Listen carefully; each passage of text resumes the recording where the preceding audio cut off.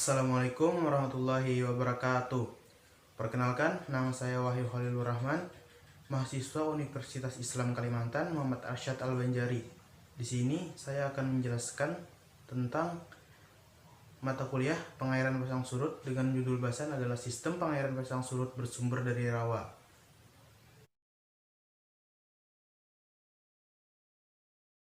Rawa-rawa disebut juga dengan rawa merupakan suatu daerah rendah yang tergenang oleh adanya air.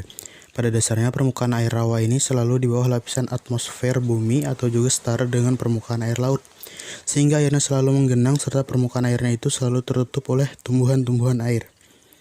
Ada pula definisi mengenai rawa lainnya adalah tanah berlumpur yang terbuat dengan secara alami atau juga buatan manusia dengan cara dicampurkannya air tawar serta juga air laut yang dilakukan dengan secara permanen maupun sementara, termasuk juga pada daerah laut yang kedalaman airnya itu kurang dari 6 meter. Jadi, ciri-ciri rawa antara lain sebagai berikut. Dilihat dari segi air, rawa mempunyai air yang asam serta berwarna coklat, bahkan juga sampai ke hitam-hitaman. Dengan berdasarkan tempatnya, rawa terdapat di area pedalaman daratan, namun banyak juga yang terdapat di sekitar pantai. Air rawa yang berada di sekitar pantai itu juga sangat dipengaruhi oleh pasang surutnya air di laut. Pada saat air laut itu sedang pasang, maka permukaan rawa juga akan banyak tergenang. Sementara pada saat air laut surut, daerah tersebut akan nampak kering, bahkan juga tidak akan ada air sama sekali. Rawa yang berada di tepian pantai tersebut banyak ditumbuhi oleh juga pohon-pohon bakau, sementara rawa yang berada di pedalaman tersebut banyak ditumbuhi oleh pohon-pohon palem atau juga nipah. Nah, untuk jenis-jenis rawa terbagi menjadi dua. Satu berdasarkan airnya.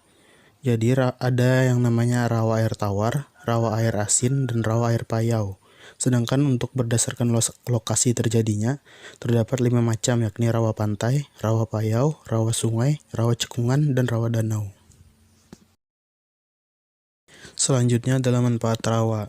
Rawa-rawa mempunyai manfaat sebagai berikut. Sebagai tempat untuk berbudidaya beberapa jenis-jenis ikan tertentu. Sebagai tempat berbudidaya beberapa jenis tanaman tertentu, contohnya seperti anggrek, enceng gondok, serta lain sebagainya.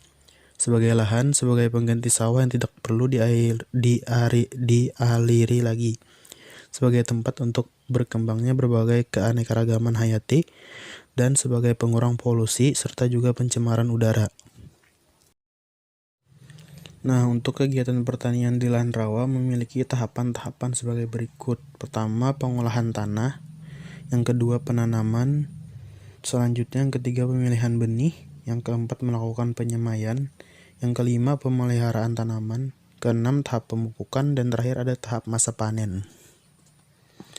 Untuk catatan, karena berada di lahan rawa, jadi tidak perlu dialiri air lagi, karena tanahnya sudah basah dan cocok untuk bercocok tanam. Untuk kesimpulannya adalah, rawa-rawa disebut juga dengan rawa merupakan suatu daerah rendah yang tergenang oleh adanya air. Pada dasarnya permukaan air rawa ini selalu di bawah lapisan atmosfer bumi atau juga setara dengan permukaan air laut, sehingga airnya selalu menggenang serta permukaan airnya ini selalu tertutup oleh tumbuhan-tumbuhan air.